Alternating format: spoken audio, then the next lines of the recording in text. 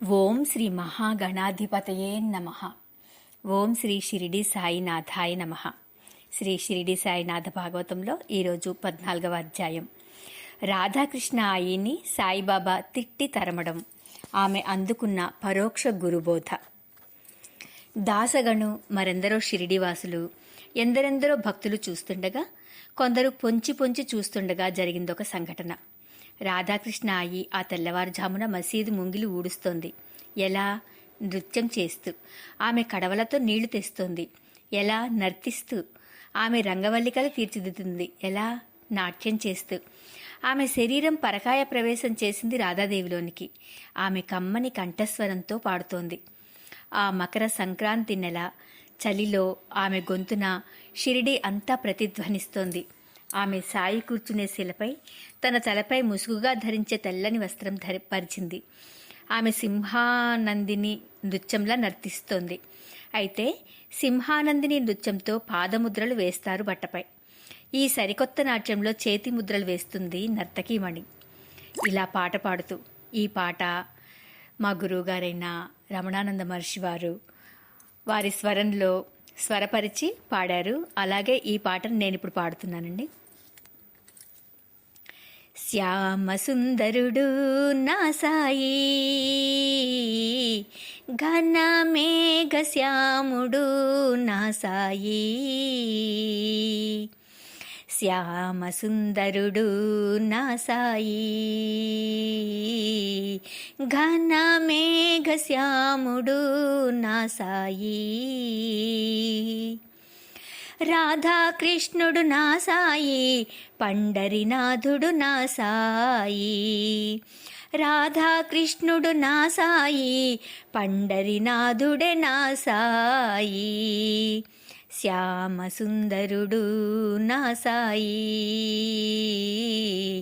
ఘన మేఘ శ్యాముడు నా సాయి. బృందావన గోకులమే షిరిడి, నందగోపకుల వాసమే షిరిడి. బృందావన గోకులమే షిరిడి, నందగోపకుల వాసమే షిరిడి. శీలధియో ఇది పాల జలధియో, శీలధియో ఇది పాల జలధియో, పరిధియో సాయి భక్త జలధికి. శ్యామ సుందరుడు నా సాయి, ఘన మేఘ శ్యాముడు నా సాయి. సాయే నిత్యం సాయే సత్యం, సాయే గమ్యం సాయే దైవం. సాయే నిత్యం సాయే సత్యం, సాయే దైవం సాయే గమ్యం. సాయి చరణములే శ్రీ చరణములు, సాయి చరణములే శ్రీ చరణములు. సాయి వాక్కులే వేద మంత్రములు, సాయి వాక్కులే వేద మంత్రములు. శ్యామ సుందరుడు నా సాయి, శ్యామ సుందరుడు నా సాయి, ఘన మేఘ శ్యాముడు నా సాయి. ఇలా ఆమె ఒక్కొక్క పదం పాడుతూ నర్తిస్తూ రంగవల్లికల కోసం చేతిలోనికి తీసుకున్న ఎర్రని రంగు, ఆకుపచ్చని రంగు అప్రయత్నంగా అరచేతులతో అద్దింది. అరచేతుల నిండుగా రంగు అలుముకున్నది. సింహానందిని నృత్యం ఒక అపురూప కళారూపం. నృత్యాన్ని ఒక తపస్సులా భావించే నర్తకీమణికి, నాట్య గురువుకు తప్ప మరెవ్వరికీ రాదు ఆ నృత్యం. ఒకనొక దైవం వాహనాన్ని ఆ నృత్యంలో తన పదముల కదలికలతో చిత్రిస్తుంది నర్తకి. చదునుగా ఉండే నేలపై ఎర్రని రంగు బుక్క దట్టంగా పరిచి ఉంచుతారు. ఆ రంగు నేలపై తెల్లని పొడుగు బాటి బట్టపరిచి 4 కొనల్లో గట్టిగా బరువులుంచుతారు. బట్ట కదలకుండా, ముడతలు పడకుండా. ఆ బట్ట క్రింద ఎర్రని రంగు పొడి 1 అంగుళం మందంగా ఉంటుంది. నాట్యాచార్యుడు ఆ దైవ స్తోత్రం పాడుతూ ఉంటాడు. నర్తకీమణి ఆ దైవాన్ని ధ్యానించి పదవిన్యాసం చేస్తూ ఆ బట్ట వద్దకు వస్తుంది. శృతి లయలకు అనుగుణంగా నర్తిస్తూ పాదాలను ఆ బట్టపై ఆంచుతుంది. ఆ కీర్తనకు అనుగుణంగా ఆమె క్రిందకు చూడకూడదు. తల, ఎద, చేతులు అన్నీ సమంగా ఉంచి నడుము మీద చేతులుంచుకొని లేక చేతులలో అభినయం చేస్తూ ఒక్కొక్క మారు ఎగిరినట్లు బట్టపై పాదాలు మోపుతుంది. అట్లాకు కీర్తన పూర్తయ్యేసరికి దుర్గామాత వాహనం అయిన సింహం ఆ బట్టపై చిత్రింపబడి ఉంటుంది. కేవలం పదవిన్యాసాలతో లయబద్ధమైన అడుగుల కదలికతో ఇలా చేస్తారు. ఒక్కొక్క మారు షణ్ముఖుని వాహనమైన నెమలి చిత్రిస్తుంది. నర్తకీమణి ఆ నాట్యకళ నాట్యాచార్యులు అందరికీ నేర్పరు. నాట్యం అన్నది ఒక తపస్సుగా భావించే వారికే అది వస్తుంది. చాలా కష్టతరమైనది, దృఢ దీక్ష అవసరమైనది అయిన సింహానందిని నాట్యకళ చాలా వరకు అంతరించిపోయింది. కారణం, సాధారణ గృహస్త్రీలకు సాధారణ నాట్యానికే సాంప్రదాయ కుటుంబాలు ఇష్టపడకపోవడం, నాట్యకళ కేవలం దేవదాసీలకే పరిమితమనే వెర్రి ఆలోచనకు, స్వార్థానికి ఆనాటి పురుష ప్రపంచం ఒక సిద్ధాంతాన్ని తయారు చేయడం ఒక ముఖ్య కారణం.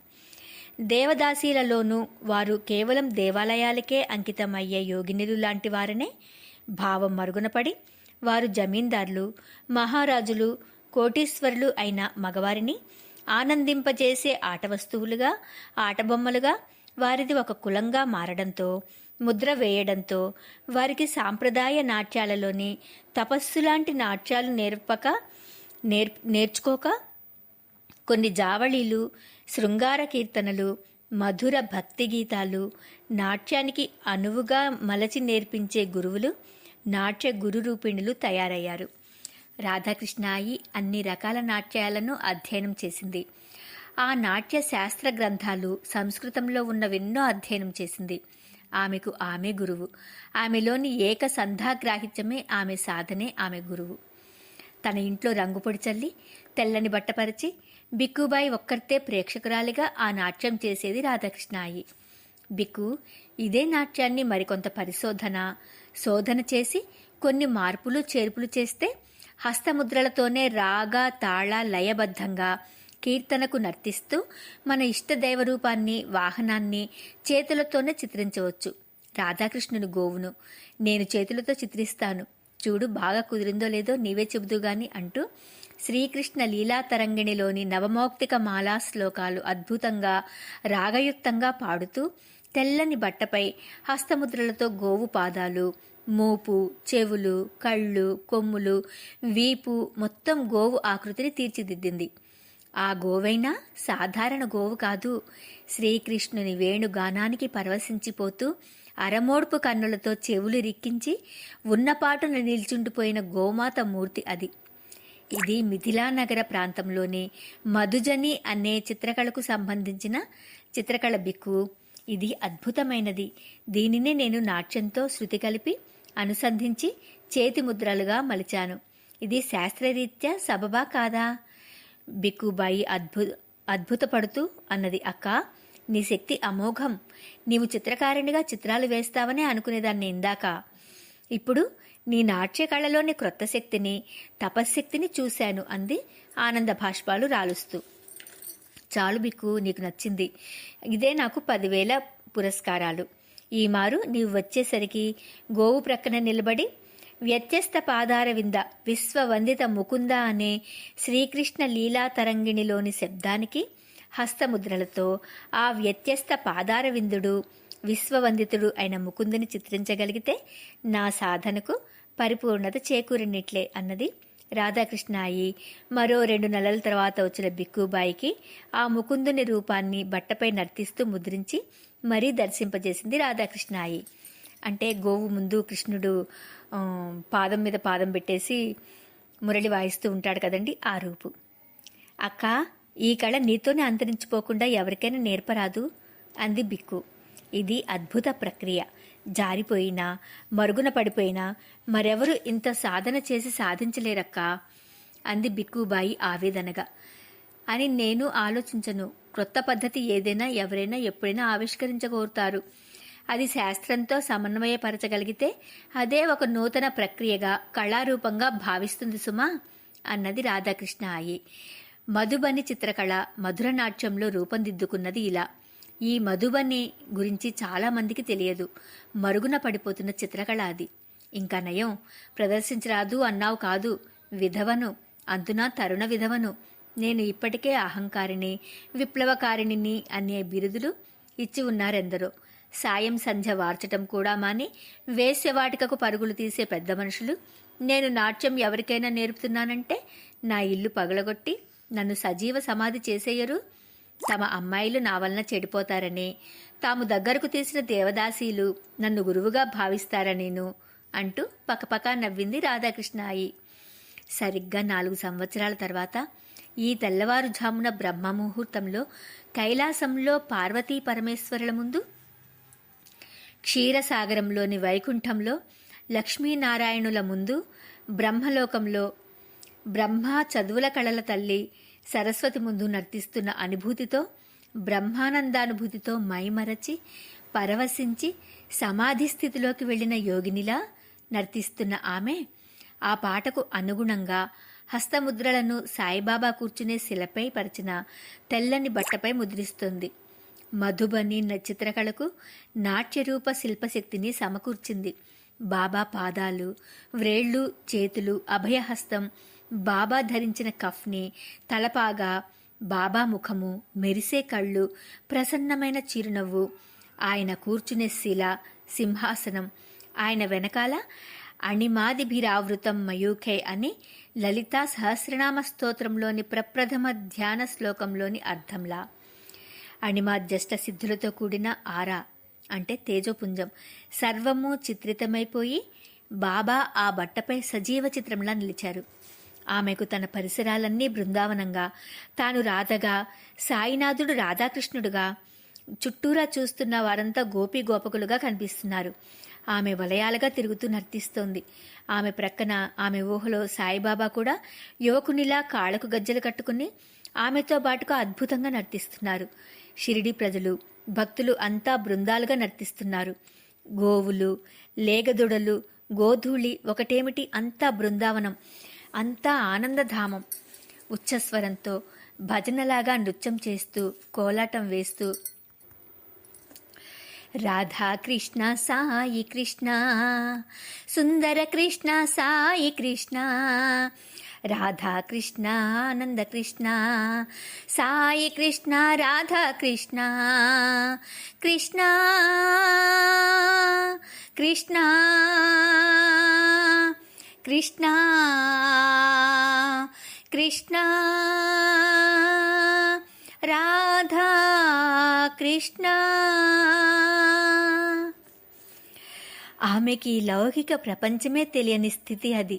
అబ్బో, ఇదేం గింతులు, ఇవేం చిందులు, గుసగుసలు, ఈర్ష్యలు, అసూయ, ద్వేషం, ఓర్వలేనితనం, ఎదుటివారి గొప్పదనాన్ని అలా ఉంచి కనీసం భక్తి తన్మయత్వాన్ని కూడా ఓర్చుకోలేని ఉడుకుమోతుతనం, ఆ భక్తి తత్వాన్ని గుర్తించని, గౌరవించలేని దౌర్భాగ్యపు కుసంస్కారపు మనస్తత్వం అలలు అలలుగా, తెరలు తెరలుగా వ్యాపించి ఉదయిస్తున్న సూర్యునికి, సూర్యకిరణాలకు కూడా అడ్డుగోడలు కట్టాలనే తాపత్రయం.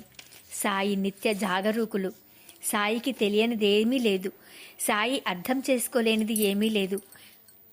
ఈ తన చుట్టూరా ఉన్న స్వార్థపు గోడల పునాదులను ఆయన పెకిలించదలచలేదు.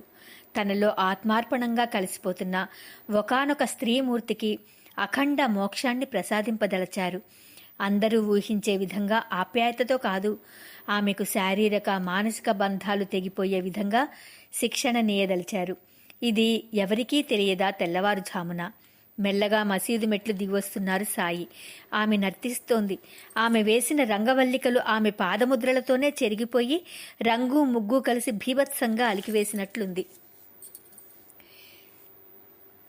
శిల వరకు నడిచారు. రాధాకృష్ణ అయి చేతులతో ముద్రించిన తెల్లని బట్టపైనున్న తన మూర్తిని క్షణకాలం చూశారు. ఆ బట్టను జాగ్రత్తగా చేతులతో తీసి తన చేతులతో చుట్టగా చుట్టారు. ఏం జరగబోతుందో ఎవరికీ తెలియడం లేదు. ఆయి, రాధాకృష్ణ ఆయి,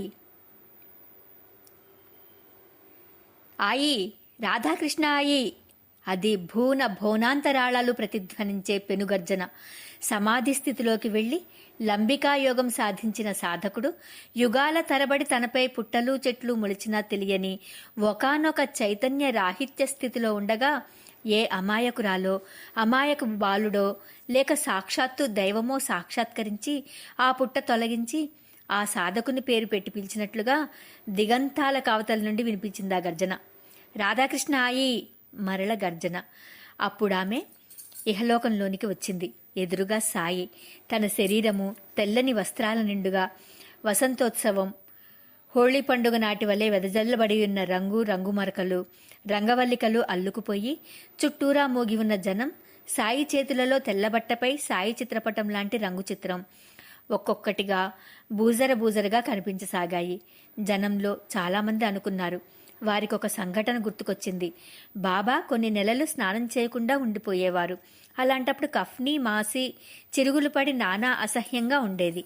అది విప్పి కొత్త కఫ్నీ వేసుకోమని ఎవరు కోరినా వేసుకునేవారు కాదు. చివరకు తాత్య ఆ కఫ్నీ విప్పి దునిలో పారవేస్తే తప్ప తాను బాబాతో మాట్లాడనని మసీదుకు రానని భీష్మించుకు కూర్చునేవాడు తాత్య. బయాజీబాయికి ఇచ్చిన మాట ప్రకారం తాత్య మేనమామ వరుసతో కట్టుబడిన సాయి తాత్యాను ప్రసన్నం చేసుకోవడానికి ఆ కఫ్ని విప్పి దునిలో పారేసి మరో కఫ్ని తొడుక్కునేవారు.